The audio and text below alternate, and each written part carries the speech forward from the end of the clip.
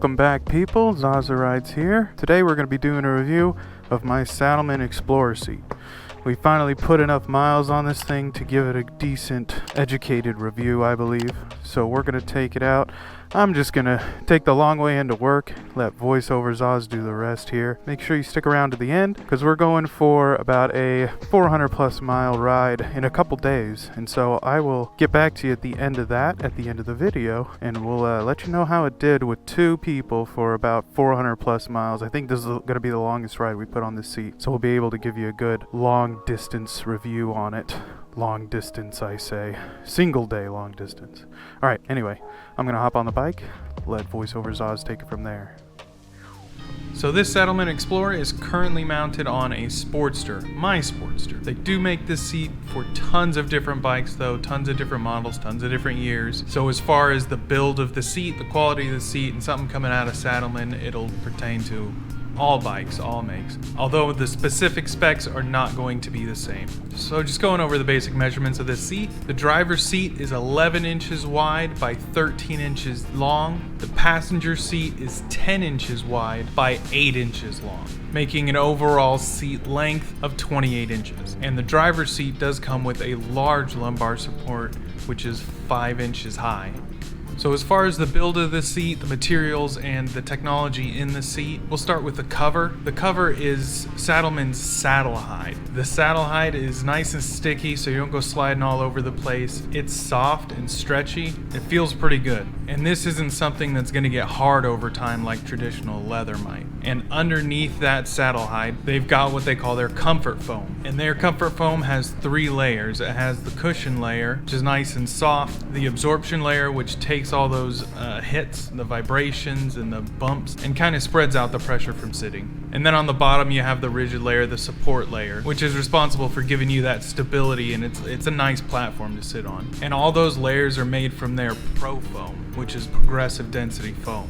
Basically, the more you squish it, the more it pushes back. But also in this seat, you've got the saddle gel. There's gel all in the driver's seat, in the lumbar, and in the passenger seat. And of course, gel is good at dispersing the energy from like a bump or a hit. So when you hit those hard hits on the freeway or even little potholes on the road, it doesn't just go all into your spine. And of course, it helps with the longer distance stuff, just reducing your overall fatigue being on the seat for so long. And the seat is constructed of separate pieces. It's not all just one big foam piece. So when you sit on the main platform, it's not going to pull the lumbar towards you and move other parts of the seat. So that's enough for the specs. Let's get into how I feel about it, what I like about it, what I don't like about it.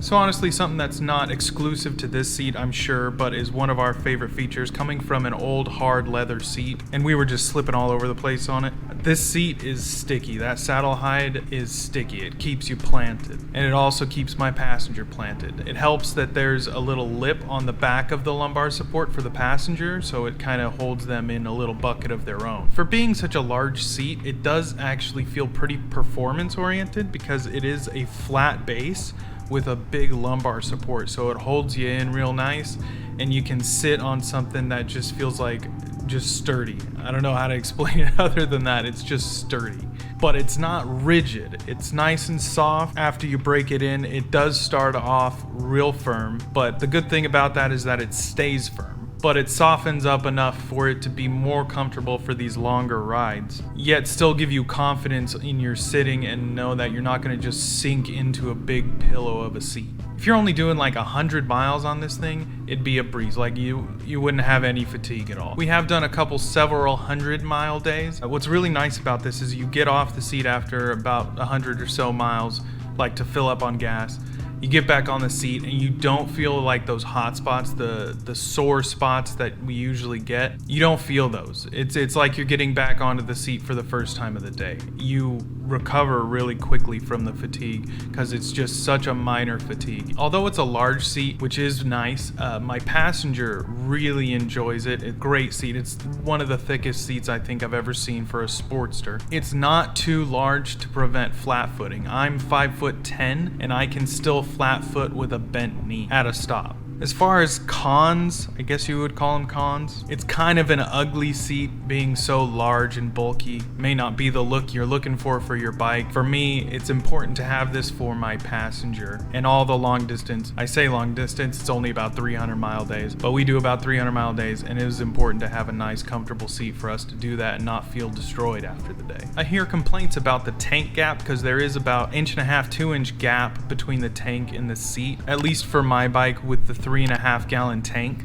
It's not a soft, pillowy seat, so it's not just sitting on a cushion that's just, oh, so comfortable, which really isn't something I'm looking for anyway. I really enjoy that it's a nice, solid base that has just enough soft and enough shock absorption to take those hits out of your back, because it really does when you hit those bumps. You don't feel that shock go all the way up your back. And I know some people aren't going to like that it's a flat driver's seat. They want something more contoured that'll just hold them in the same place, but I actually like the flat so I can move like forward or back or change the angle that I'm sitting at, maybe sit a little bit on the lumbar support as well. It's really nice to be able to just mix it up on this seat in case I get tired of sitting in the exact same spot.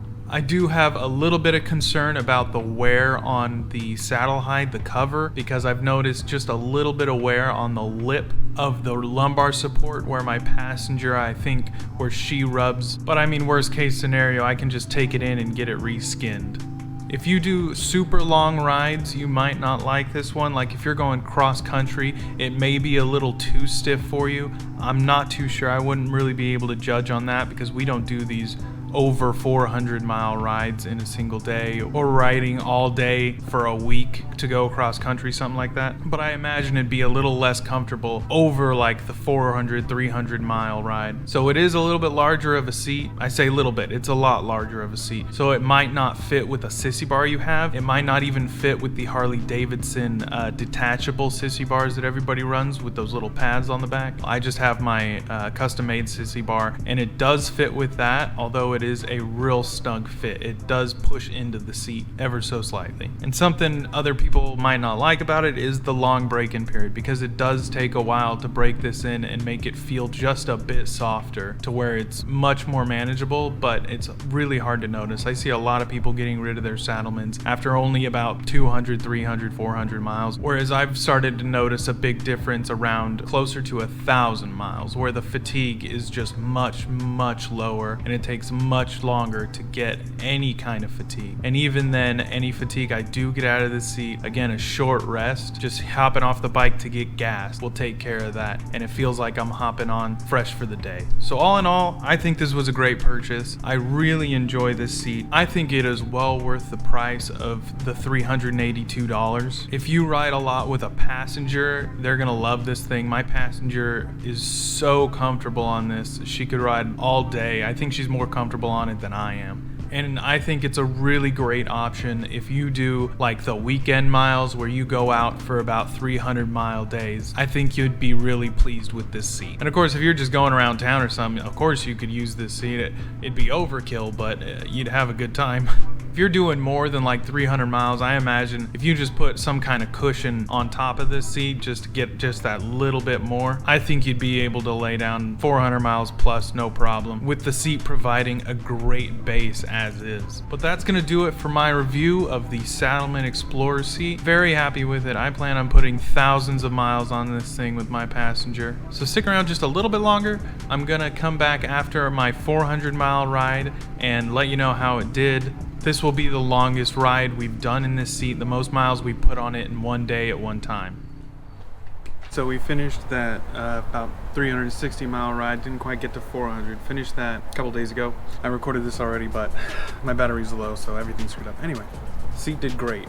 We did 360 miles. We went up through Los Angeles, up through Fraser Park, almost to Bakersfield, over to Maricopa, and then down the 33 to Ojai, and then all the way back out here to home. So 360 miles. I felt like I could have done another 100 miles probably. The worst part was after we did a fair amount of riding, and then we hit the 33 with a lot of tight twists, and I had to sit the same way, pretty aggressive posture, and I wore on the same spot pretty bad. It was kind of annoying, but it did great. Like just the stops for gas or food took care of any fatigue. I would say freeway miles are the easiest for sure. It's the tight twisties that kind of get annoying after a while when you have to stay in the same spot and just rub into it, you know? I did want to show what I was talking about with like the sissy bar. You get some little indents there because it pushes up against that. And then the lumbar lip, see if you can see it. Just the very edge here is just a little bit lighter because it looks like it's wearing a little bit. I don't know if you can tell. Nothing significant. And that's with over 1,000 miles, probably 2,000 by now. But yeah, great seat. That's how it did on our longest distance on this seat. And so that's gonna do it for this one. Thanks for coming to check it out. Make sure to like, comment, and subscribe. We'll see you guys in the next one. And until then, y'all ride safe now, you hear?